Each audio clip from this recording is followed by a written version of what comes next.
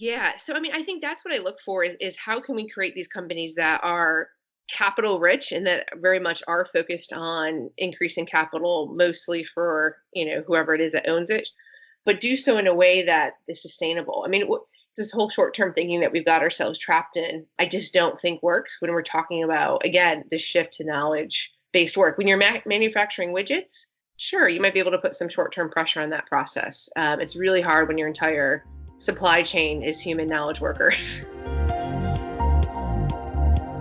Welcome to Think Bigger, Think Better, where we explore how you can apply insights from visionary leaders and the most provocative philosophers and scientists of our time to make your life and our world a better place.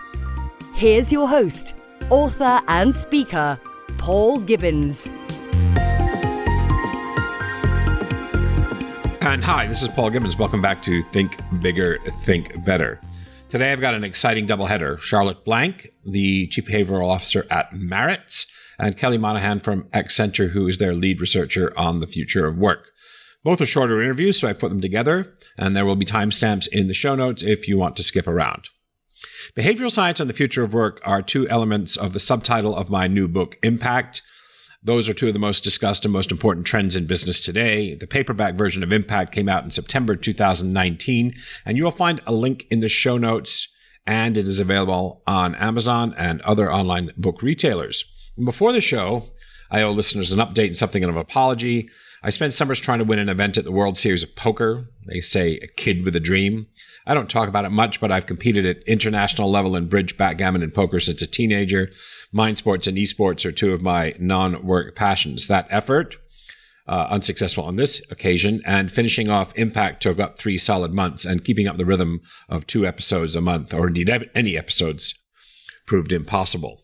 The economics of podcasting are still difficult. I do think bigger, think better for love, and because it makes a difference, but it's a huge cost in time investment, and Patreon, see the link below, hasn't caught fire as a means of monetization.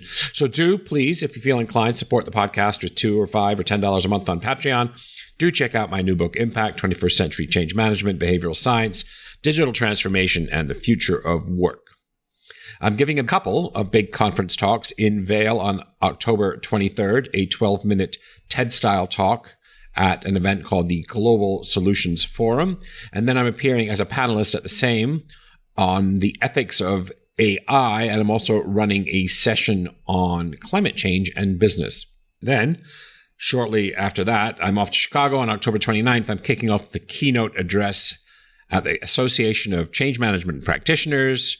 The title of my talk is Humanizing Change in the Fourth Industrial Revolution. So if you're in Chicago or you fancy a trip to beautiful Vail, come check me out. Links to both of those events are in the show notes. Oh, and there are other ways you might help. Amazon reviews make a huge difference to books. I think I got half a dozen. I need 3 to 5 times that. It improves the ranking of the book in search. And for the podcast, liking and reviewing the podcast on iTunes or elsewhere takes seconds and is also very helpful for search. And now, on with the show. Charlotte Blank is Chief Behavioral Officer at Maritz. She's an expert and sought-after conference speaker on everything from incentive programs to consumer psychology. With an MBA from Harvard and a background in psychology and neuroscience, she has a dream job at Maritz, helping make those ideas commercially relevant. And next, after Charlotte, we have a repeat performance. We have Kelly Monahan, who is back with me to talk about the future of work. So, with that, let's get on with the show, and with my first guest for this episode, Charlotte Blank from Maritz. Charlotte, welcome to Think Bigger, Think Better. Thanks for having me. Looking forward to our conversation today. So where do you find yourself right now? You're in St. Louis, where Maritz finds their head office. Is that correct? That's exactly right. I'm here at the headquarters in St. Louis, Missouri. That's cool. I always start with something embarrassing. You know, I'm going to share in the show notes your resume and all of that kind of stuff. Maybe I'll ask you to say a few words about that. But what's one thing, that might not be on your resume that's a little quirky or unusual, about you that people will find surprising? A fun fact, I'd say a fun fact is I grew up playing handbells. I was in a handbell choir and we were actually pretty good. And I can say that I toured the world as a teenager playing in a handbell choir and got to go to China, Japan, and England and Scotland before college. So that was something I'm proud of that I rarely have a chance to share in front of like nerded audiences. That is amazing. You know, you're my first handbell pro. I am not surprised at all to hear that. Gosh, I want to ask you so many questions about that, but I'm not sure my listeners like how you got into it and everything like that. And tell us a little about your background. How did you become a chief behavioral officer? I have always been obsessed with psychology, just interested in what makes people tick. And especially as that relates to applications, I guess applied behavioral psychology is something I've always been really, really interested in, like as long as I can remember.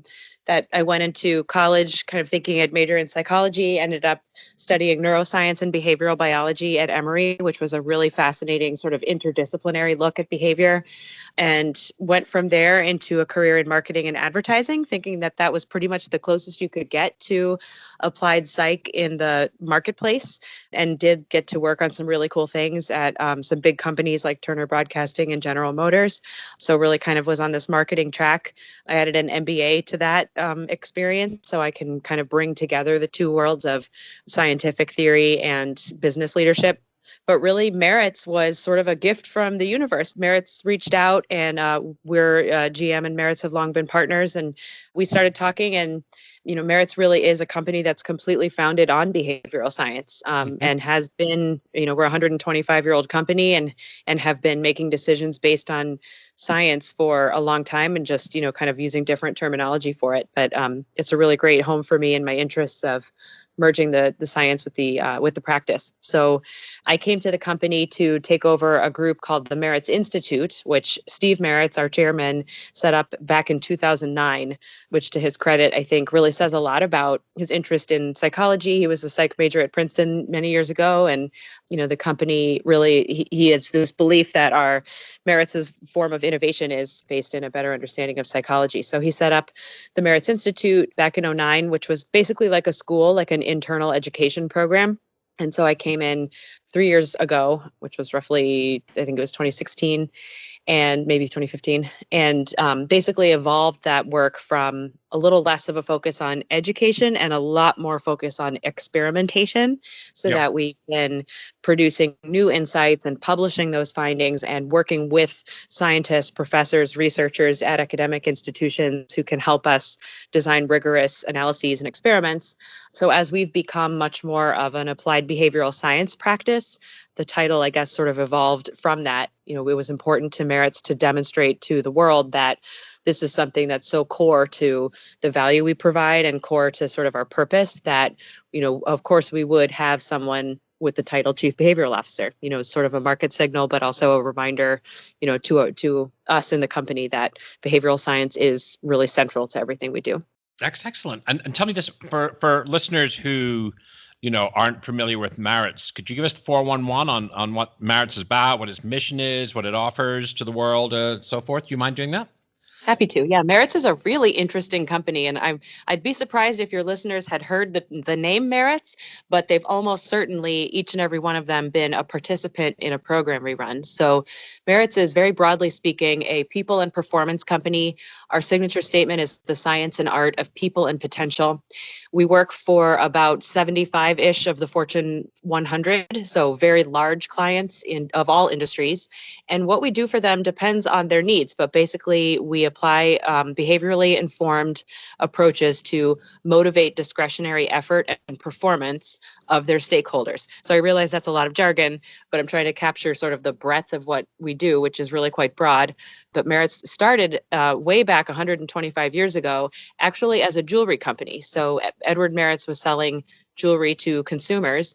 And eventually the Great Depression hit, and he was stuck with a real jam and a surplus of gold watches and similar items. And he basically kind of made the ultimate pivot and turned the company into a B2B focus and thought, you know what, I could sell watches and jewelry to companies, to large organizations, and they could use these to give to their employees as motivation and recognition devices to say, hey, I appreciate you. I recognize milestones at our company. I'm rewarding you for performance. So out of that was sort of born this now mega industry of incentive recognition and reward. So a fun fact about Merits that I think really kind of paints a picture of what we're about is, if you've ever heard of the concept of giving someone a gold watch for retirement, which is now such an icon, of the space of recognizing milestones. Well, that was actually invented by Edward Merits. We were the people who came up with the gold watch for retirement. So that kind of thing has been out there for now what seems like forever, right? And has evolved and grown from there, from a straightforward, watch for service to much more scientifically founded and nuanced programs. But they all have something to do with helping get kind of more effort and performance out of your sales force, recognizing your employees in a way that builds the values of your corporate culture, or on the other side, understanding and building loyalty of your customers. So we have a large Merit CX is our market research business. We have also a large consumer loyalty practice. So anytime you're earning points or status on a hotel, airline, credit card, Merits could very likely be powering that program. So as I said, it's really quite broad, but we really have a tremendous amount of history, heritage, institutional knowledge, and real scientific knowledge about what motivates people in the workplace and as consumers. And we turn that into programs, technology, and rewards that move the needle for our clients. And it sounds like some of what you do anyway is to do with incentives in the workplace. What percentage is incentives and what percentage is, if you want, stuff focused on internal motivation, for example, inspiration, education, that sort of stuff? How do you split that world? Well, you may not, but yeah, we really don't. We really don't delineate or split or put into percentages, because it's really about creating a motivation landscape that's as nuanced as your organization is, or that your culture is. And I'd say, it's important. We have a whole philosophy on this, but it's important to really think about both intrinsic motivation and how the culture that you're building in the workforce supports a sense of autonomy, mastery, social connection. Yep. Start there and ensure that you're creating a space for that intrinsic connection to the work to really flourish and blossom. And you always, you can't go wrong by enriching that. But we also know and have tons of evidence that extrinsic incentives and rewards also build motivation and have a direct effect on performance if they're carefully designed. So many programs do include some component of that.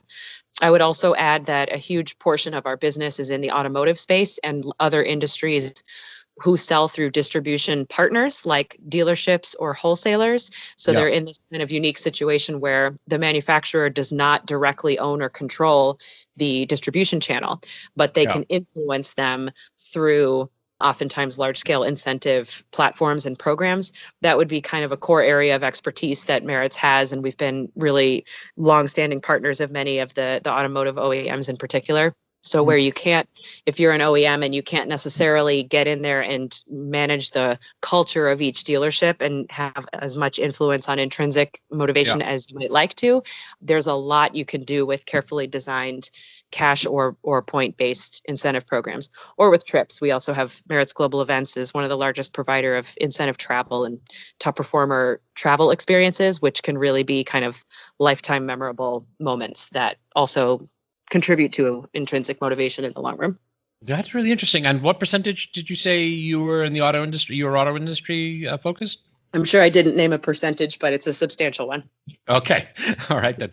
And what about orthodoxy in organizational behavior? I mean, any bald statement about this is going to be an error. But one piece of orthodoxy is that pay is a hygiene factor. Beyond a certain level of pay contribution, high pay is no longer a motivator. That's been sort of orthodoxy since the 70s. But you have an approach to incentives which goes beyond that. So I'd love to hear more about that. Yeah, I think there's kind of two parts to that question. One, I do think that that's largely true, that we tend to overemphasize and overweight what we think the role of pay is, especially like just salary and compensation. I think that's largely true, that it is kind of a compensation factor, and it's important, no doubt. It should be, I have a slide I always use that's a quote of Danny DeVito's face, and it's a quote from the movie The Heist where he's shouting into the phone and he's like, of course he wants cash. That's why they call it cash. Like, it's so important. That's very good. I like that. I try to say that up front, look, we're not misinterpreting all of this, popular research on self-determination theory and making the statement that no one works for money anymore. And it's all about millennials who just want, to feel like they're contributing to society. I think that's naive. So of course, pay people fairly, make people feel like they are compensated for their work and that they can compare themselves to their neighbors, in a reasonable way, so that they're not thinking about it. But yeah, beyond that, it can be a real slippery slope, and used as an incentive on top of that, just throwing more cash on top of cash sort of falls into this mental accounting trap where it just kind of gets added to the same pot, is not really noticed or internalized in a way that feels special or like a true recognition for additional effort. Yeah. And it just feels like kind of a waste, so there's lots of reasons why we encourage and build in non-cash rewards, be they tangible rewards or intangible, just kind of verbal recognition or status, depending on the program. But one of the many reasons is that they're sort of accounted for separately, and we think of them as a different thing that's special for going above and beyond. So I'd say that, yes, in general, I think as far as pay is concerned, just pay people fairly, but then focus on the culture, focus on things that are more memorable. Mm-hmm. But also our space, this incentive recognition and reward world, is not so much about compensation as it is about getting people to find that sort of extra 10% they have inside, to go above and beyond. It's like the cherry on top, the icing. It's the go get them. We want to double down on this particular item that we really need to sell a lot of this summer. These sort of high momentum areas where you really want to put some extra focus or to really show appreciation. We'd like to kind of separate that not only from salary, but also from variable compensation, like a straightforward commission. We would think of this as yet a third thing. Interesting. Gosh, there's so much nuance to what you do. That's amazing. Yeah. There's a lot of fun stuff to read. Yeah. It's not just pay and benefits, right? Right. Yeah. Pay and non-pay benefits. That's it. There's much more to it these days.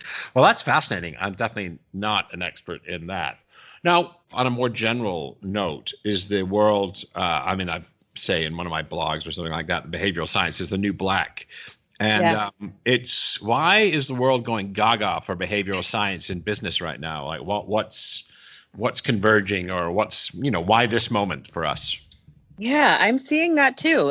It's hard to put your finger on why, but it does. It's kind of lucky, right? I mean, you didn't say okay, I'm going to be at the vortex of what businesses think is important for the next decade. Yeah. So anyway, well done, you, right? Well, I hope I'm proud of the contributions that Merits is making, and hope to keep pushing us forward as a leader in the space. But I agree. I acknowledge that there's been some really powerful tailwinds for us in terms of just this general interest in popular science and a curiosity about behavioral science.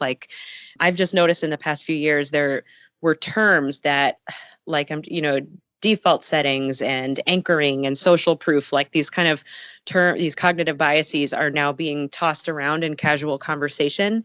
And it feels like just a few years ago, they were something new that we would have to kind of start from the beginning and explain this concept of bounded rationality. And now that's becoming just much more commonly known, which is great, because now it's just expanded our pool of, conversation, and we can get much deeper, right, much more quickly.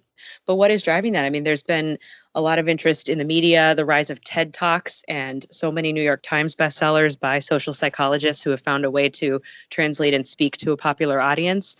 Maybe it's just the expanding, opportunities we have to consume media. But gosh, I'm looking at my bookshelf right now, and we've got Michael Lewis's The Undoing Project. Fun fact, he was a high school classmate of Steve Maritz's, I believe. It grew up in St. Louis together.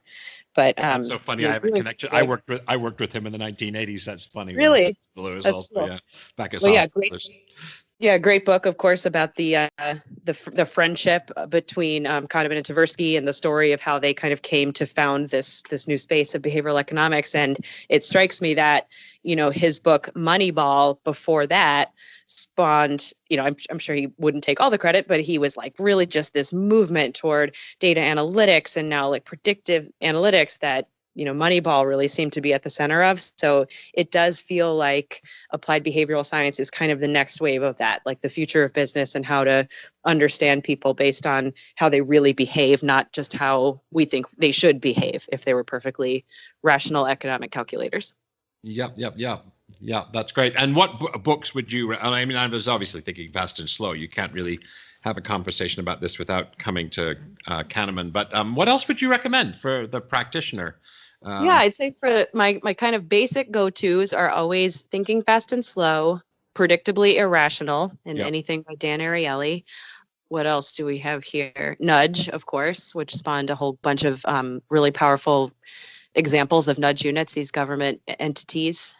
I'll do a shout out for one of Dan Ariely's books. The latest one, Dollars and Cents, is co-authored by a fellow named Jeff Chrysler, Jeff is not only a good science writer, but he's a really funny guy. He's a stand-up comedian, and he is editor-in-chief of peoplescience.com, which is our content platform to sort of show the world how much fun behavioral science is. We really thought that was kind of missing out there for business leaders in particular who, they might not be academics per se, but they're intellectual and they're curious about human behavior and how that affects their work. And this was kind of meant to be a platform for them that's fun to read, shareable, and really kind of shows that this kind of work is not daunting and scary. It's important in that it's kind of going to be the future, but it's something we can all participate in.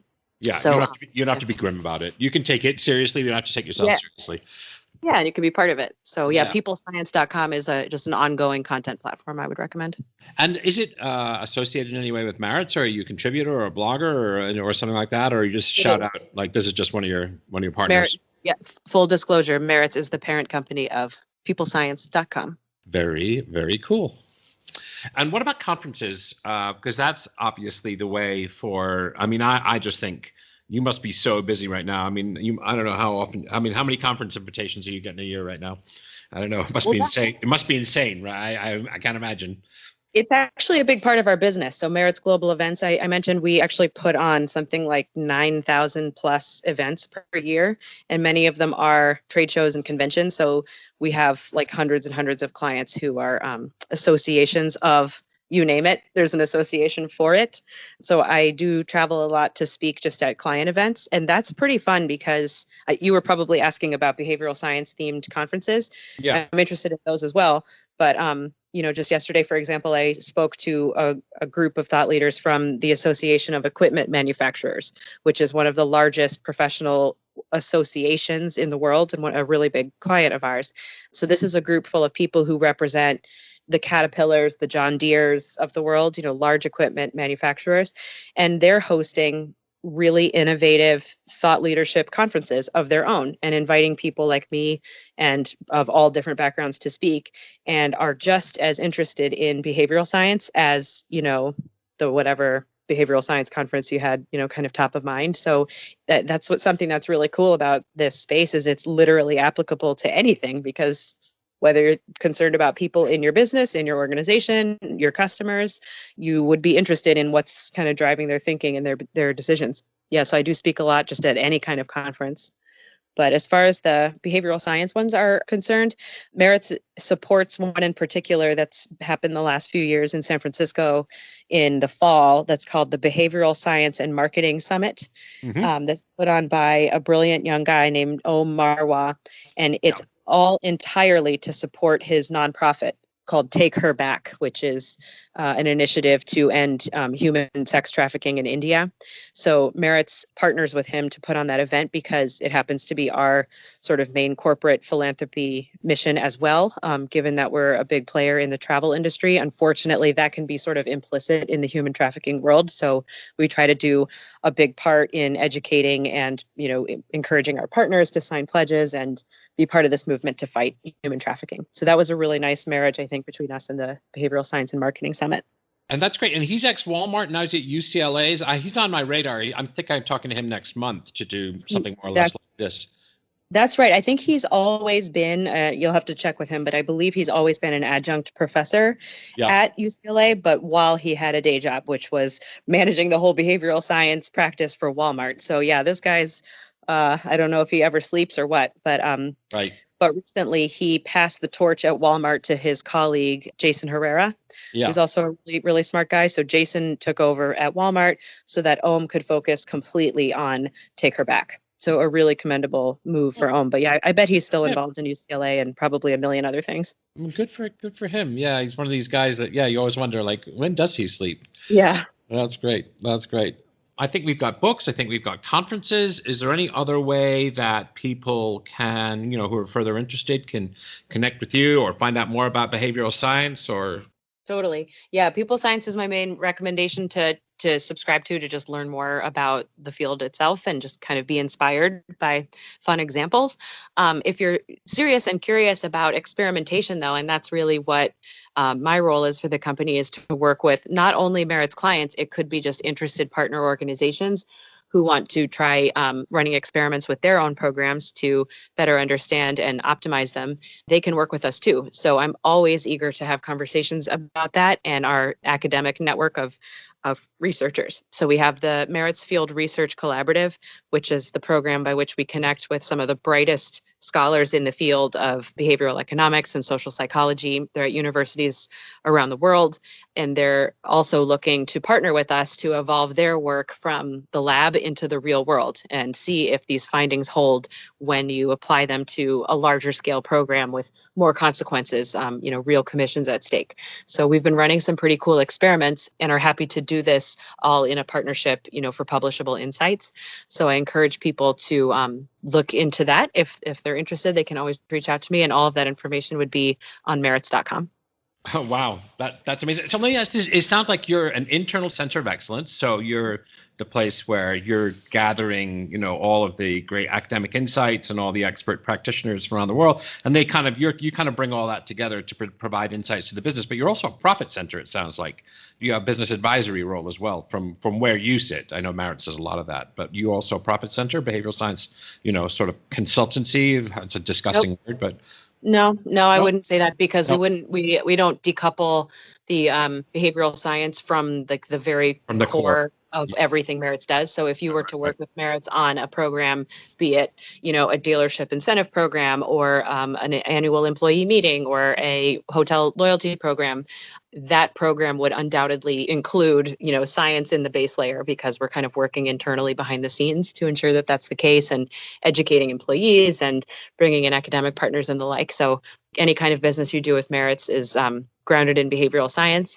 But my group as the sort of research center is always interested in learning and publishing learnings any way that we can. So we don't limit that to clients.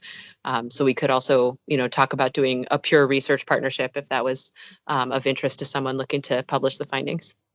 Well, it sounds like you don't sleep all that much either. So with what's going on, if you don't mind me saying, it sounds like you're pretty busy. Busy in a good way.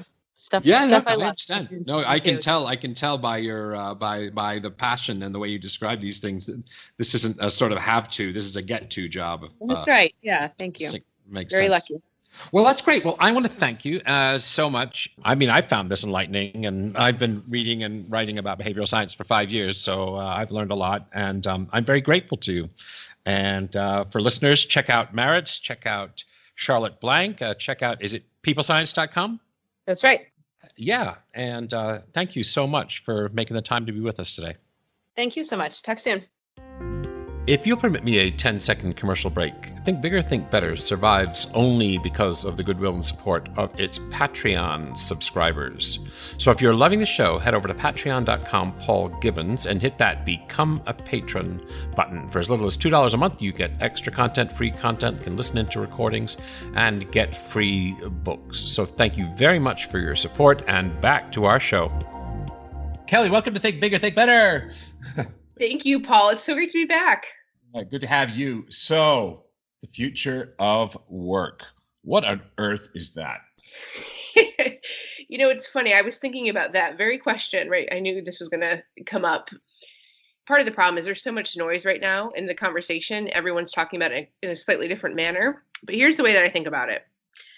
Digital technologies, yes, have always been a part of the workforce. Our European colleagues are now calling this the fourth industrial revolution. However, the rate at which they're actually upending work for human workers has accelerated at a pace that we haven't seen before. Right. And so I think the future of work is trying to figure out how do we handle these human-machine collaborations that are entering almost every profession, every industry, every organization. And most importantly, I think we're at a crossroads where we really get the opportunity, the way that I see the future of work, is upending the traditional, industrial mindset and really creating a very innovative, human-oriented way to go about and do our work in a much more meaningful value add that we haven't necessarily had the luxury to do before these technologies came on the scene. But hang on a minute. That sounds paradoxical to me. So, like, we've got to have these workplaces that are technologized, right? Yes. How does that make them more? How do they become more human? Well, here's the way I see it. Is before we've built out all these organizations, and we even give out, MBAs all around business administration, routine, efficient. Some of my former colleagues used to laugh about, you're just pushing paper all day. What are you actually creating or doing? And so I think because of the technologies, especially artificial intelligence and robotic process automation, we're able to move and offload the administrative burden that I think the human workforce has been carrying for 40, 50 years, really since the second or third industrial revolution. And instead, we can get back to what value are we actually creating for our customers, for our organization, for society as a whole. Let's let the technology administer the work and let's actually get back to our roots and begin to create and innovate and become intellectually curious again in the workforce. Wow, that sounds amazing. It sounds utopic. We have to paint the utopian picture. We got to aim for. We need a new North Star. We need something to point at. That's right. Yeah.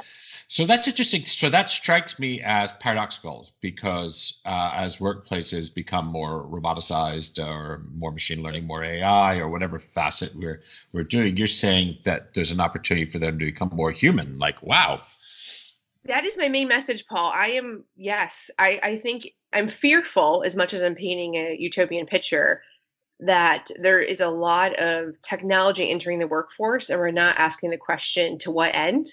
Should we be using this technology? To what degree? And to what benefit does it have for the human workforce and the human customer? And I think unless we start talking about the very human element, and it is ironic that, I think what's most in demand right now is how do we change our talent platforms and ways that we think about humans working with each other as well as with machinery and technology to do something good. So what are the elements? I'll cut to the chase. I read something you wrote. I don't know if this is still the way you think about things.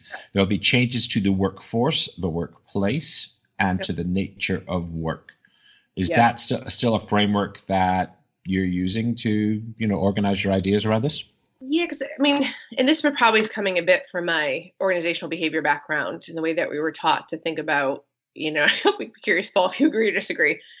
But really looking at one, what does this mean from an individual perspective, at an individual worker level? That's obviously the easiest to measure and start thinking about. Mm-hmm. Second is thinking, so that would be, the actual work/workforce itself. But the second way that I'm starting to think about it is the more in that group and team model. How is that actually transforming the way that we think about talent as a team? And I think as talent moves off of organizations' campus, off of their balance sheets, and we truly become, I hate to use this word, but like an ecosystem of talent coming in and out of projects.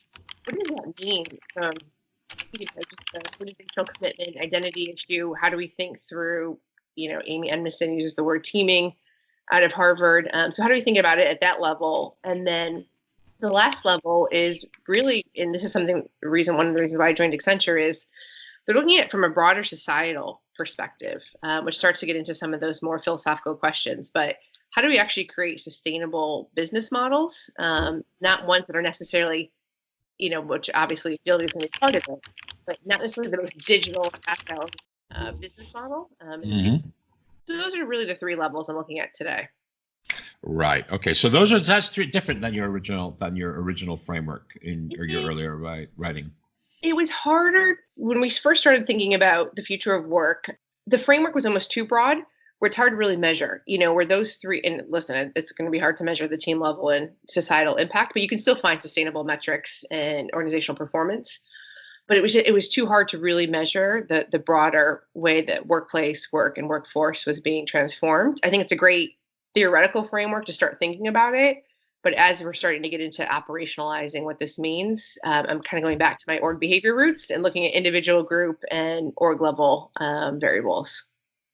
Interesting. Okay, that's cool. Well, I guess one thing that might be missing from your new framework is what you said about workplace in your earlier writing, because I seem to remember there was something about human-machine interface and ergonomics and the design of the physical workspace as well as the virtual workspace to be more, I don't know how to describe it, to facilitate these technology-enabled collaboration, if you want. Is that what were your thoughts on that? Like, how do we design workplaces physically, virtually, and otherwise?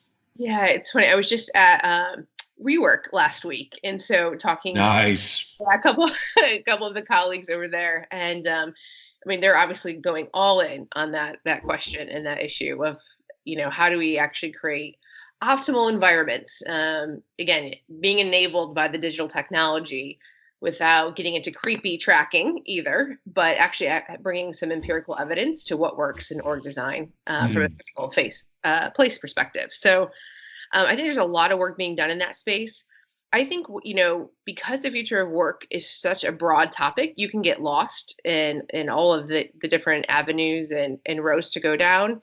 And so again, when I think through like from an individual worker perspective or even a group level perspective, a research question I might ask at the group level, thinking about Accenture, I work on a global team. I haven't necessarily met with very many of my colleagues in person. What are the best digital technologies, and not even technologies, but what are the norms that teams should be establishing on these Microsoft Teams or on Slack that actually accelerate psychological safety and our ability to work well together? And not necessarily, hey, here's the latest and greatest digital collaboration tool. Good luck, And so I think from that perspective, I'm also looking at the way that leadership is setting the norms as we expand what it means to actually work at a company and within a particular physical place. Do you use Teams or do you use Slack at Accenture? We use Microsoft Teams. How similar to Slack is it? My exposure to Slack was pretty limited too, because I think there was just some privacy concerns at a different level when I was at Deloitte. Teams, I have to say, is pretty similar. It's the interface is certainly different. I think Slack has really done a great job at making it pretty intuitive. They have, and it's fun. And Slack is fun. I don't know if Microsoft has built that in. I've not used Teams, but Slack is fun. Being true to Microsoft, it's built a bit more for productivity, I would say. Yeah. So it's a little bit more obvious just in terms of, file sharing and, being able to work off Word documents together. But when it comes to actually water cooler chatting, I think Slack was a little bit better for that. Mm-hmm. Well, I've started using it. It's amazing. I mean, they have a plugin where you can send someone a Giphy. I mean, come on. Yeah. Okay. Very different. I feel Microsoft Teams is much more business enterprise focused, and I think Slack is probably where a lot more of the startups and tech companies are on. Would be my guess. But that speaks to the because you say something like how do these norms get established? I mean, they sort of get established emergently. Like I don't know that there are so many senior people. Like I think it's more bottom up, especially with Slack. I think that the organizations I was Comcast was one of them, where they're using Slack. There's everybody in this development thing, 200, 300, 400 people. They were all connected in Slack. They're all loving it. And the thing that they had to do was get the leaders of the company to talk to workers the way workers want to be talked to, which is on Slack, which is not on email, which is not on town halls, which is like, how do we use this? And the change is really bottom up. And the norms were created from the bottom, not from the top, which I thought was interesting. Maybe that's probably. What do you think about that? I thought that was kind of cool. I think that's great. I mean, and I think, ideally, if we look at the, macro level trends that are happening, you'd hope at some level that the future of work allows for a more bottom up in general sort of operating norm for organizational models. So much has been top down, which has really stifled, to your point, the ability to have this emergent. In order to have something emergent happen, people have to feel psychologically safe to share and actually be transparent and contribute to establishing those norms. So, that to me would is also love to see the future go to more of these emergent bottom-up processes and just ideologies. We're hearing so much about psychological safety these days. That's like the new black. Why do you think that's important? This is my hypothesis. I think before just reading some of the, one of my projects I did when I was working on the textbook was going in and looking at historical and archival business diaries of people working on the factory lines back in the 1920s and 30s and even in the coal mines. And it was so apparent and obvious that they didn't necessarily, they were actually discouraged from bringing mental thought into the organization, and that we had become so hyper-focused on this desire to be efficient and routine that we didn't want creativity. You didn't want variance from the mean in some way, because the whole system was built on everyone doing the exact same type of work of what they were hired for. And so the notion of having psychological safety, the factory was still going to run whether or not someone felt psychologically safe. Now, that's not to say that they should not have been working in better and more optimal environments, but business would still go on. I think as most of the work, at least, in my professional services context, has transitioned to more of this knowledge-based, continuous learning, psychological safety is now the linchpin for me to and do a high-performing job. And so I think it's completely changed the game. And when we care so much now more about the way I feel and the way I think and whether or not I can actually bring myself to work, because I'm not working with my hands. It doesn't matter. It's all in my head. And with that comes a lot of emotion and messiness. Yeah. At a factory, they were hiring your hands. They didn't really, the thinking was an epiphenomenon. It was something that, these hands, they do some of that, but the less of it, the better. And of course, that's not the case with knowledge workers today. And for knowledge workers to innovate, to be creative, to voice ideas when they have them, to engage with passion and purpose, they need to feel as if they're psychologically safe. So anyway, it's a new thing, and we're talking about that in OB and OD right now. It's just something that we weren't talking about. I don't even know if we were talking about 18 months ago.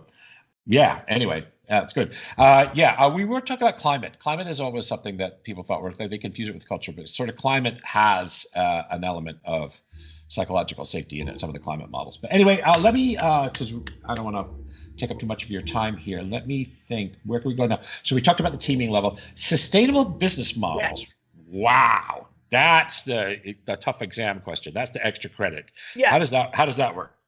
Well, I feel, this is where I feel pretty strongly is where we need to change our underlying assumptions around the purpose of business and really what is the role of industry in general to a larger society. You're going to get all socialists on me. I'm not going to be happy. Oh no, we can debate away. I don't have. This is the problem. We need a new terminology or new language around. No, I know. We sure do. Yeah. Yeah.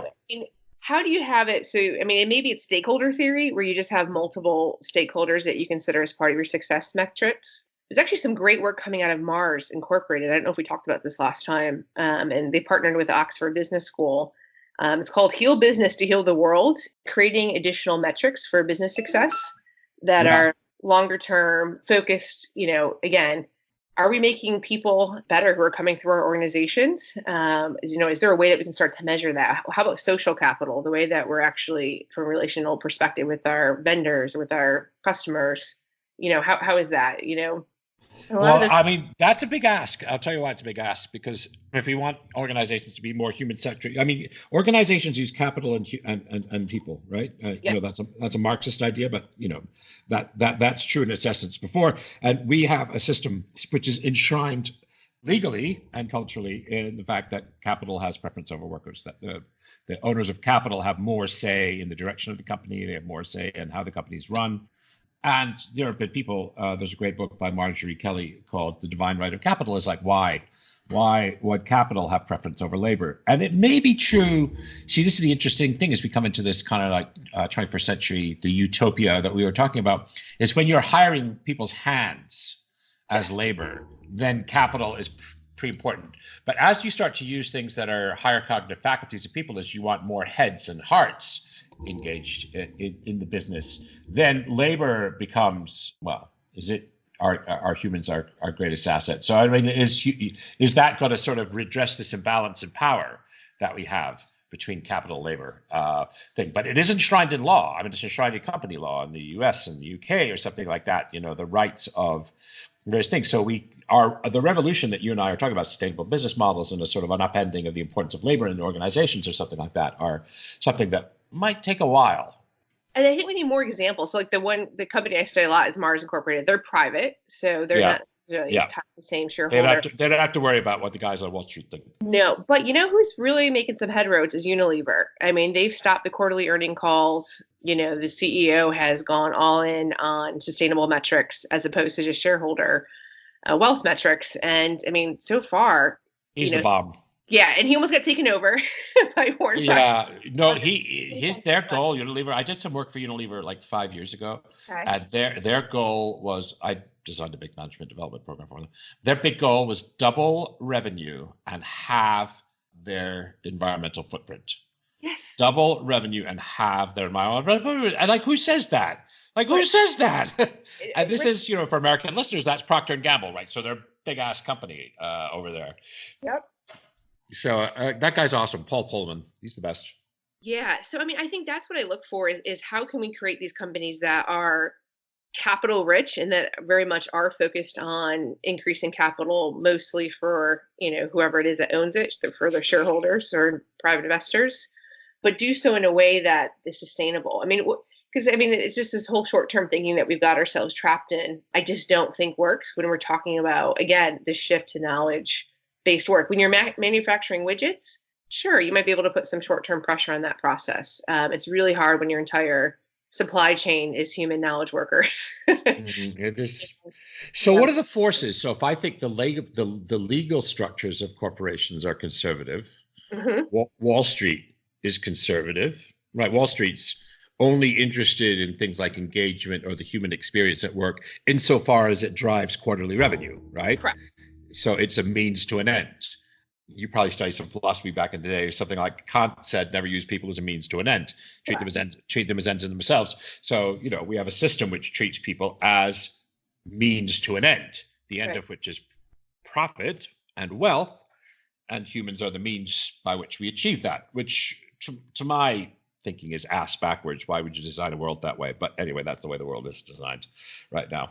Yes, it is. And, I think it's going to take new stories, new narratives, and new underlying assumptions that the dignity of human labor is kind of the ends of work. And, I strongly think shareholder returns are, oftentimes a means to that, but they are not the end. And I think that's why we've seen in general, the companies that have lost in the S&P 500 and so forth have been declining at a rapid pace. The ability for a company to really even be publicly traded has been waning. And so I think it's just time for a different model. We keep what's working, it doesn't have to upend the entire thing, but figure out what is working and then how do we make it better? And I don't know, Paul, it's what I'm going to spend the next 15, 20 years working towards. So. Yeah. Well, it's a noble thing to attempt, we don't ever know, whether we'll achieve our noblest ends. I guess that's part of their nobility is the fact that we don't know. They don't come with a sort of an ironclad certainty that we'll be able to achieve what we're doing. But, we fight the good fight, right? We do. I want to thank you, and let's drop each other an email a little bit. Thanks for being on the show once again. It's always a pleasure. And now, if you'll permit me a few remarks in clothing. For the next few months, I'm promoting Impact and doing a bunch of consulting and speaking, and I'm pondering my next book project, which I'll start writing in November, December 2019. I'm not sure. My passion is definitely to write the next Capitalism 3.0 type book, a tour of today's business ethics issues, privacy, AI, drug pricing, the future of work, humanizing business and change, and so forth. That right now, that's the number one contender. There are other contenders, such as a book on life hacking would be a possibility. And the third volume of Leading Change in the Digital Age is another possibility. So I'll be mulling that over. It's a big decision. So I'm going to commit to doing that for 7 months, 8 months straight. So, I sort of want to think about it a little bit before I do it. I'll let you know probably the next time I do an episode of Think Bigger, Think Better. And in closing, I often close with a tour of pop culture and what I'm following in music. I'm following Travis Scott and Tyga. I'm reading Max Tegmark's Life 3.0 and A History of London by Peter Ackroyd. And I'm trying to get through James Joyce's Ulysses for the fourth time.